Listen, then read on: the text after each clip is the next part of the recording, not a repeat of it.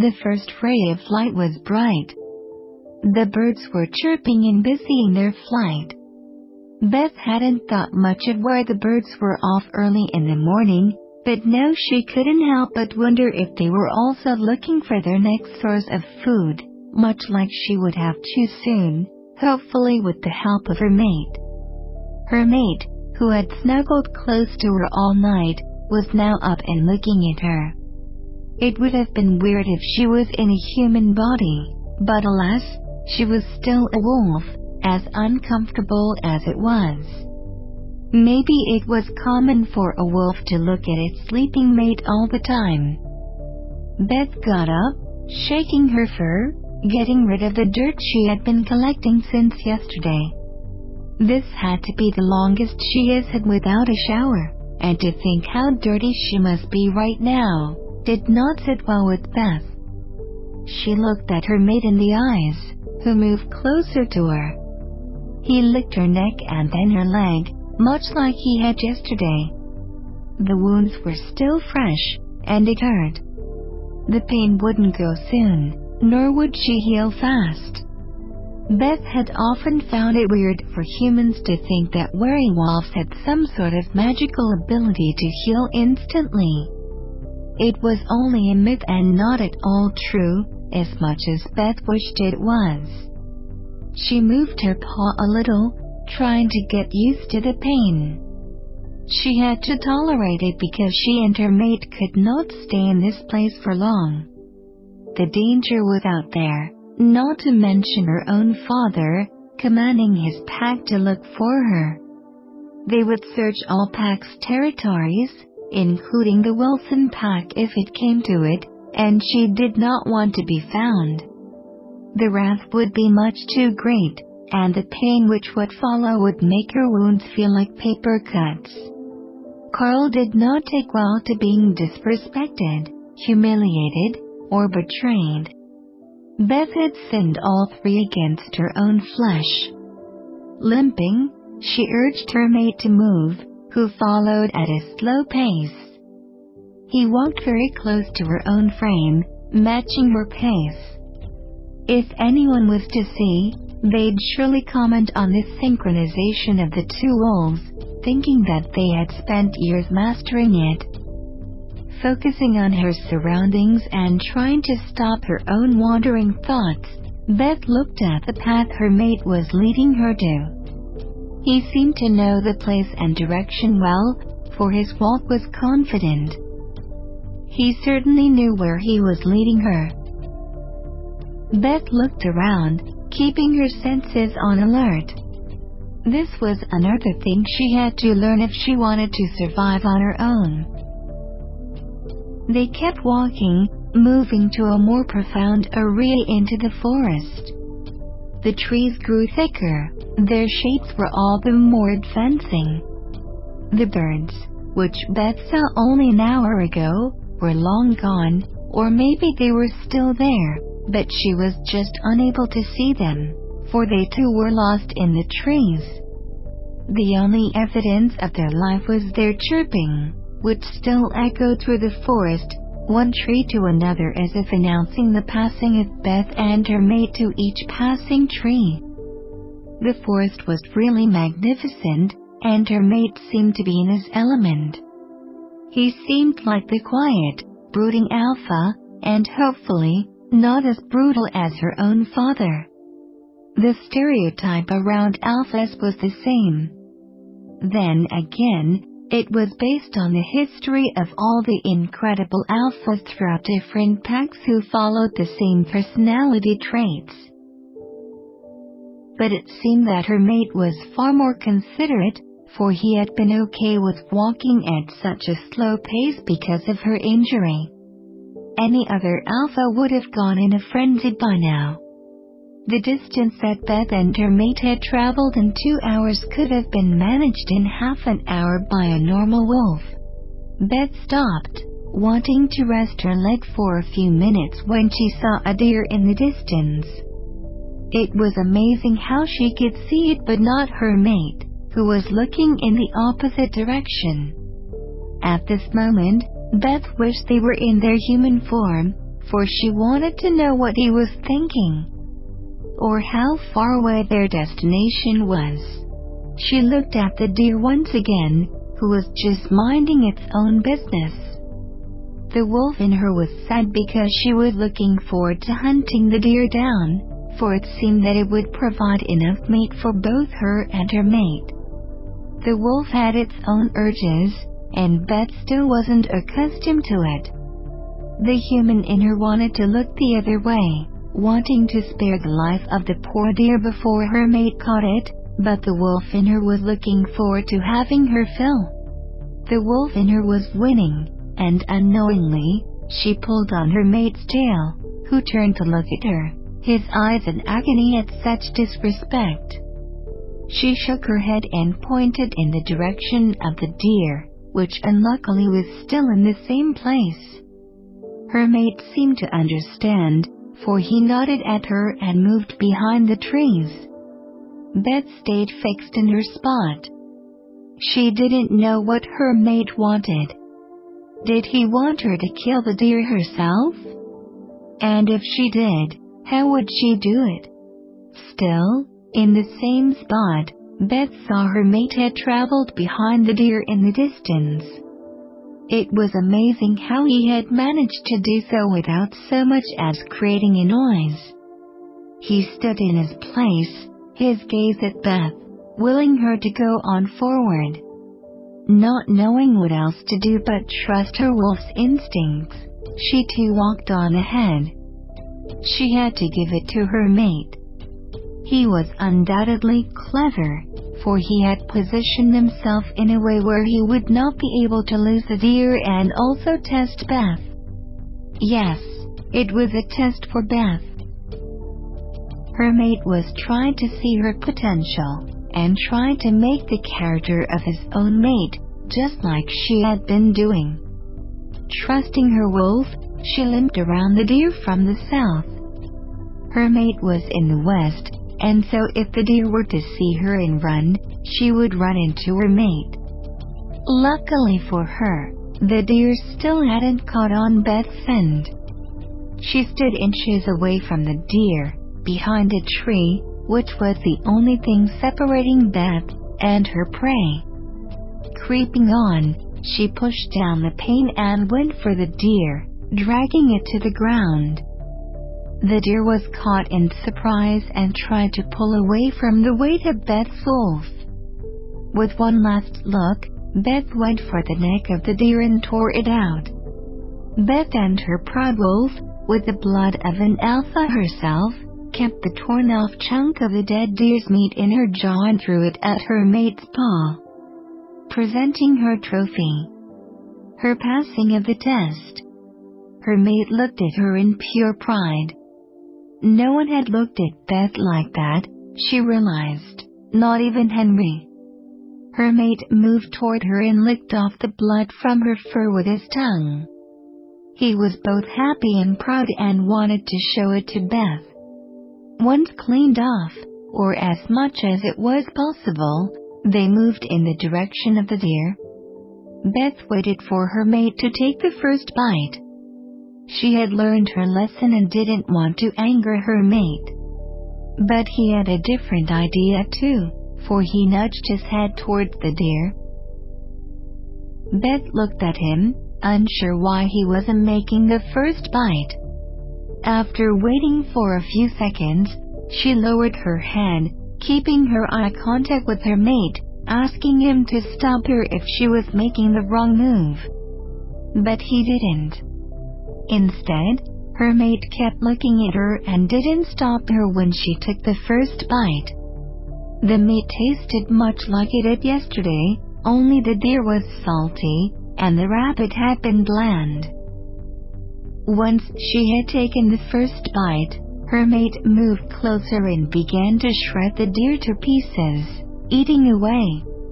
Not wanting to miss her own kill, she joined her mate, and the both of them spent fighting over different pieces of the deer, enjoying the food.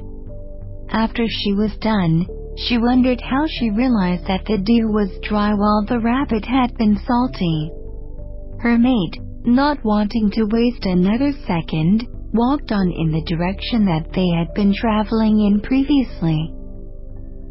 Beth, too, followed at her own pace. She really needed a doctor to look at her wounds, especially after the jump she had made at the deer. The overall adrenaline of the hunt was now going down, and she was able to feel the pain immensely. Not wanting to whine, Beth continued to walk, focusing on her surroundings. Her thoughts had once again gone back to her family. Would her father be proud of her for hunting that deer? What would her mother say? Would she have tried to teach Beth to eat nicely in her wolf form? What would be Henry's reaction? Would he actually let Beth kill the deer? Not wanting to think of these things, she looked around and was proud of herself to recognize the different types of trees. The forest was weird. On the left were the timber trees, and on the right were some oak. Whoever had planted it certainly knew what they were doing, Beth realized. Her mate stopped, and Beth, who had been a few paces behind him, hurried, as much as she could, to see why he had stopped. The view before her was breathtaking. Beth and her mate were standing on what seemed like a hill, and below them was a pond with clear water. It was still surrounded by trees, which provided shade. Too happy at the prospect of seeing fresh water, Beth half ran, half limped towards the source, and submerged herself in the water, not waiting for her mate. He would be fine by himself for a few minutes while giving herself a much-needed bath. Surprisingly, he too joined, and Beth was happy to see that her mate took cleanliness as seriously as she did, for he wasn't paying any attention to her and only to himself and soaking himself in the water. Both of them had been too lost in their own thing when Beth heard howling. She looked up to see a pack of more than 7 wolves standing on the hill. Whoever they were, she knew it was their territory. Feeling the dread of finally finding where she was, she looked at her mate to see he had gotten out of the water and now was looking at what seemed like the pack's leader. Her mate and the other wolf were staring at each other intensely, but their body language didn't seem hostile. They just kept staring at each other. She looked around at the other wolves of the pack, which had just joined them, to see one female looking at Beth with murderous eyes. The other wolf's gaze was threatening and hostile. Getting herself out of the water as well, Beth walked towards her mate. He, however, wasn't looking at her. Beth looked at the pack's leader, who too turned his gaze at her. "I am the alpha of the Wilson pack. Welcome to my pack. Would you like to be temporarily integrated into the pack so that we can all converse with each other through the mind link?" The pack's leader spoke in her head, and before Beth knew what she was doing, she nodded her head. Beth joined the herd of wolves who surrounded her from all sides as they began to walk towards the main territory of the Wilson pack. Her mind was buzzing with questions, the most crucial of which was why the other female wolf was glaring at her non-stop. Not to mention, she was joined at the hip, or in their case, was walking very close to her mate. Ever since her nod to the alpha of the Wilson pack, they had begun to walk. The alpha, who had yet to tell Beth his name or make any form of introduction, had told her that they must go to the clearing so she could mind link with the other pack members and explain her identity. Without waiting for her response, the alpha began to walk in the opposite direction. At the same time, the other wolves with him surrounded Beth on all sides, waiting for her to follow their alpha. In front of her was her mate, accompanied by a female wolf who would turn around every other second and glare at her. Why she was doing this, Beth had no idea. As far as Beth knew, they were meeting for the first time, and Beth hadn't inflicted pain or hurt the other wolf in any way, at least, not that she knew of. If the anger was due to Carl's action towards the Wilson pack, or the other wolf, Beth knew her life would turn to hell. Not that it would be any different.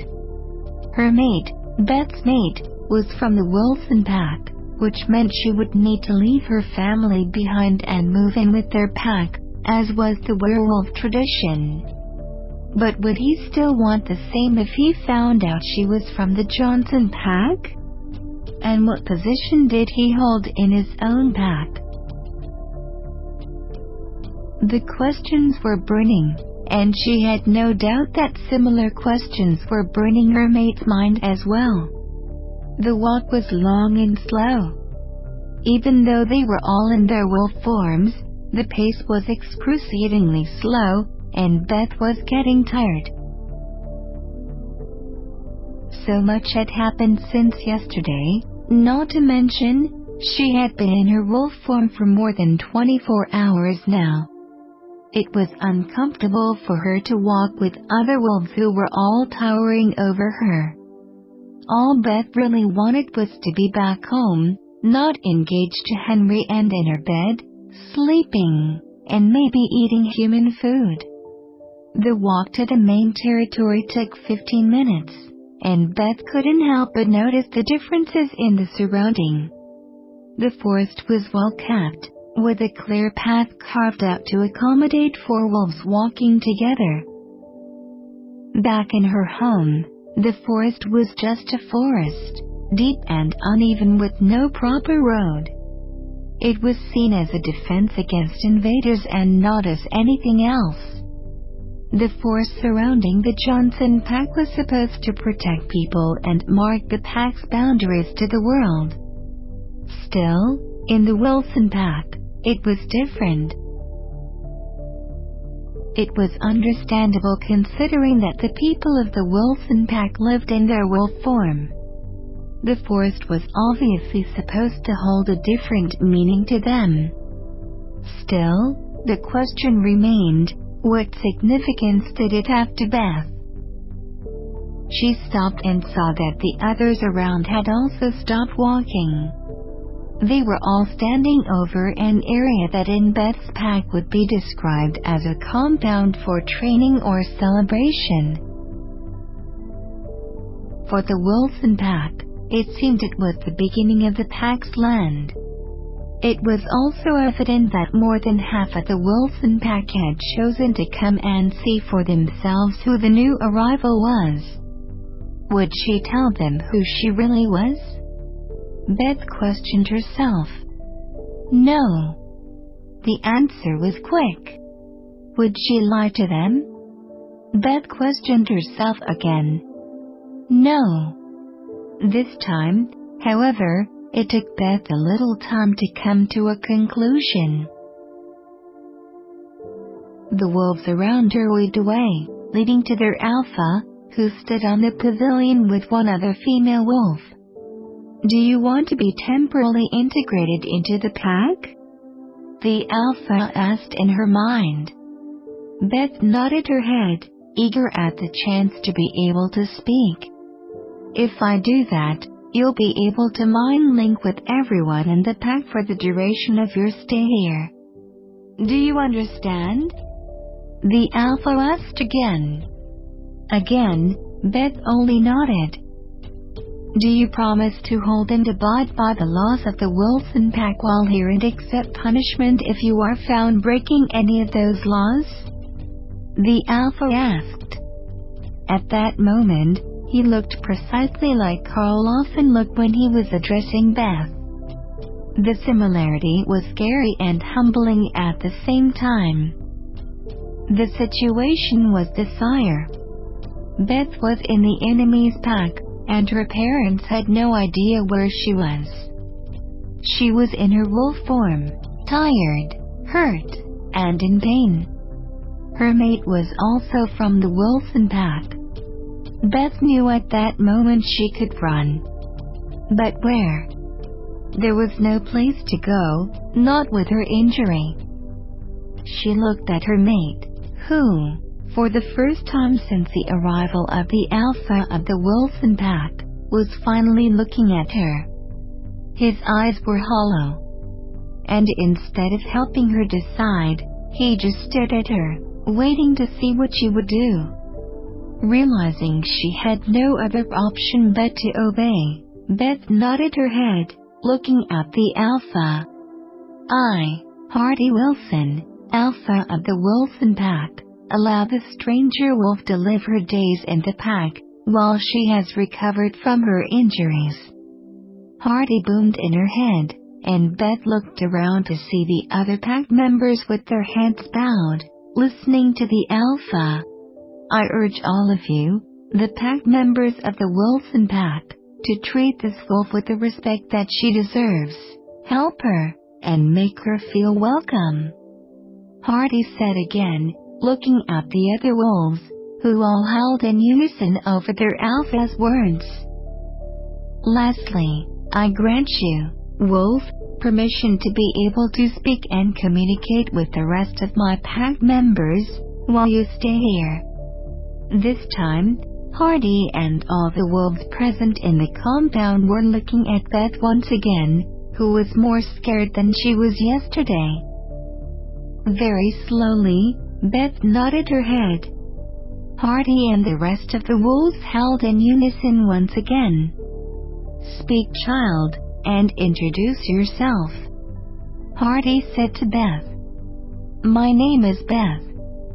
Beth said in her mind, hoping that this was the way to mind Ling. Thankfully, it seemed to have worked, because the voice of her mate came after, saying my name is Roman Wilson, and I am the son of Alpha Hardy. And Beth's whole world stopped turning on its axis.